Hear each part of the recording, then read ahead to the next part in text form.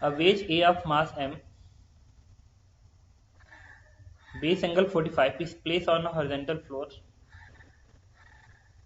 Another B of the same mass and base angle set on, base angle इसका भी same ही है, ये भी 45 डिग्री है. Set on wedge a small block C of mass small m, इसका mass small m है. upper horizontal face on the base B. Initially the system is held motionless as shown in the figure. All surfaces are contact or frictionless. Find the acceleration of block C after the system is released. Acceleration of free fall is 0. ठीक है. Find the acceleration of block C after the system is released. कह रहा है block C का acceleration पता करना है जबकि पूरा का पूरा सरफेस फ्रिक्शन लेस है. View of fall is 0.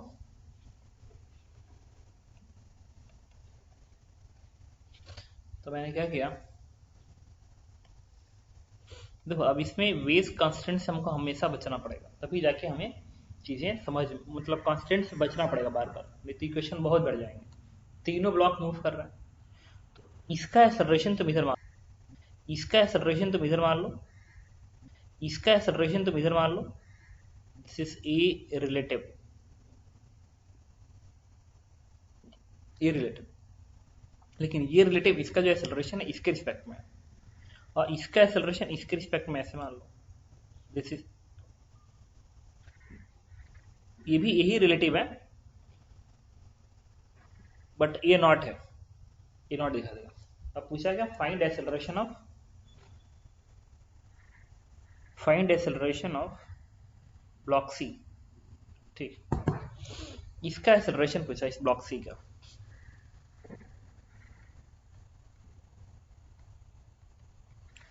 अब देखो इस ब्लॉक सी का एक्सेलरेशन कितना होगा, ग्राउंड फ्रेम में पूछा है और ये इसके फ्रेम में. कंफर्म है, क्या करेंगे, इन तीनों वेक्टर को जोड़ देंगे, आंसर आ जाएगा. मतलब इसका एक्सेलरेशन इसके रिस्पेक्ट में इतना है और इसका इसके रिस्पेक्ट में इतना है, तो फिर इसका ग्राउंड फ्रेम में कितना होगा, इसको इसमें जोड़ दो और इसको इसमें जोड़ दो ताकि ग्राउंड फ्रेम में आ जाए. तो जो इसका नेट एक्सेलरेशन आना चाहिए वो आना चाहिए vector sum of A not, फिर ये ए आर, और ये बराबर किसके है, E1 के बराबर है. Angle is 45 degree. तो तुम्हारा इसका जो नेट एक्सेलरेशन बनना चाहिए सी का, उसको लिख सकते हो वेक्टर में A nought plus A R cos 45 degree, तो आई कैप नहीं माइनस भी लगेगा.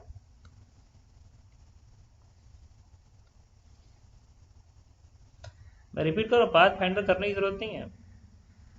एक ऐसी किताब है जो बहुत कुछ गलत करा सकती है.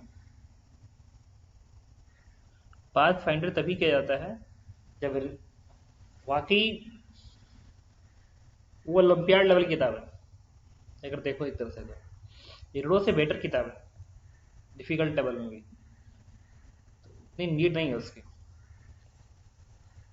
तो अगर फिजिक्स में अगर हमेशा 100 में 100 आ रहा हो या 100 में 99% आ रहा हो या 98 मान लो, then go to path finder. Otherwise इरडो इज मोर देन सफिशिएंट. इरडो तो अंडर 100 रैंक लाने के लिए सफिशिएंट है. तो इसलिए कह रहा हूँ कि कहीं ऐसा ना हो कि गलत डायरेक्शन चले जाओ. अब देखो, अब इस सारी वैल्यूज निकालेंगे हमारा आंसर आ जाएगा. बस ए नॉट निकालना है, ए आर निकालना है और ए1 निकालना है. अब मैंने इसके लिए क्या किया, इस ब्लॉक की एपीडी बनाई, इस ब्लॉक की, इसी ब्लॉक की एपीडी बनाएंगे.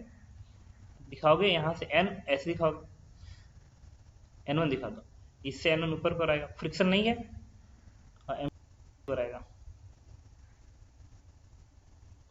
ग्राउंड फ्रेम में और इसके ऊपर कोई फोर्स नहीं है, इसके ऊपर ग्राउंड फ्रेम में कोई फोर्स नहीं है. इसका मतलब ये हो गया कि इस ब्लॉक के पास इस डायरेक्शन का एक्सेलरेशन क्या होगा, 0. एक्स डायरेक्शन का एक्सेलरेशन 0 होगा. इसका मतलब ये जो मैं बना के रखा हूँ ना, ये वैल्यू 0 होनी चाहिए, क्योंकि कोई फोर्स है ही नहीं एक्स डायरेक्शन में. Then this will be 0. तो हम इक्वेशन क्या लिख सकते हैं यहाँ से, A nought plus A R upon √2, यहाँ से minus A1 is equal to 0, question number 1, क्योंकि इधर कोई फोर्स नहीं था। y में क्वेश्चन लिखे तो y में क्या लिखोगे, mg माइनस n1 बराबर ब्लॉक का मास m इंटू y का एक्सेलरेशन। y का एक्सेलरेशन क्या है, AR साइन 45 है, it is AR sine 45 degree. Question number 2 इसलिए, बट अभी सॉल्व हुआ नहीं है क्योंकि सब अननोन बचेगा ना, आपको तो ये पूरा निकालना पड़ेगा, AR की वैल्यू निकालनी पड़ेगी तब तो आंसर आएगा। आंसर इज दिस वन, इसका आंसर सिर्फ इतना है, आंसर इज दिस वन, ये। तो हमको AR निकालना तो पड़ेगा, कम से कम कितना है, तो AR निकालना पड़ेगा, तो N1 तो पता नहीं है, तो इस N1 के लिए हम लोग इस ब्लॉक की वीडियो बनाएंगे। जब इस ब्लॉक की वीडियो बनाओगे तो N1 तुम ऐसे दिखाओगे, फिर इस वाले सरफेस से N2 इधर आएगा, ऐसे आएगा,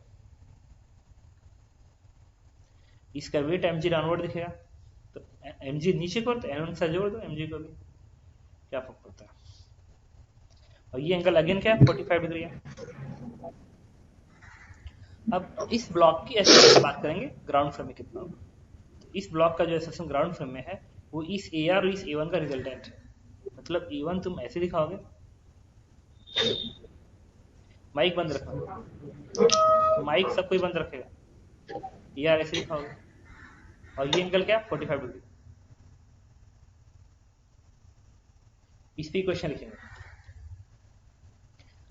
अब इस पे जो क्वेश्चन लिखना है, एक हॉरिजॉन्टल लिख लो, एक वर्टिकल लिख लो, क्योंकि ऐसे लिखो क्या फर्क पड़ता है।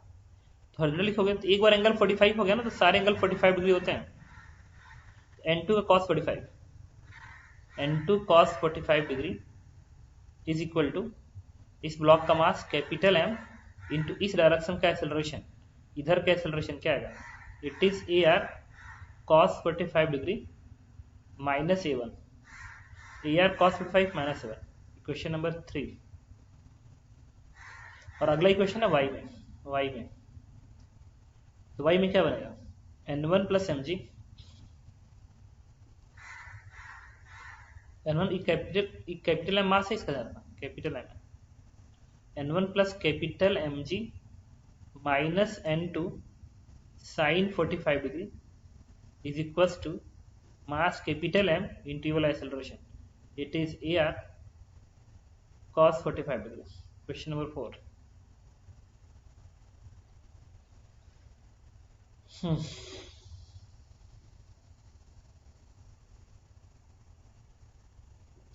ठीक है, इसे लिखिए, लेकिन अननोन अभी भी मैं बढ़ा रहा हूँ। अब हमको इस वेज की वीडियो बनानी पड़ेगी, इस वेज की। तो इस वेज की वीडियो बनाने के लिए अब फाइनल यही क्वेश्चन बनेगा। मैंने यहाँ पे इस वेज की वीडियो बनाई, तो ये वाला जो N2 पर दिखाया था, इस N2 को मैं ऐसे दिखाऊंगा, बाकी तो इसके ऊपर कोई फोर्स आएगा नहीं, इसका फोर्स इस पे इधर आएगा, बाकी ग्राउंड से फोर्स ऐसे वर्टिकल है, वर्टिकल से मतलब है नहीं।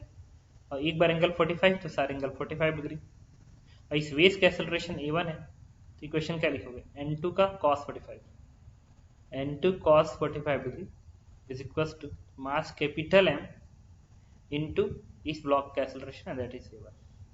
Equation number 5। 5 इक्वेशन है, 5 अननोन है, यहाँ से आंसर आएगा। देखो A1 अननोन है, AR अननोन है, A0 अननोन है, N1 अननोन है और N2 अननोन है। 5 अननोन, 5 इक्वेशन। ठीक है, तुम हालांकि ये कोई क्वेश्चन है नहीं, इसको तो उठा के आप प्लेस कर दो तो मिल जाएगा। N2 cos 45 है, N2 sin 45 are equal, 4 equation है, चारों में सॉल्व करना, आंसर आ जाएगा। ठीक है।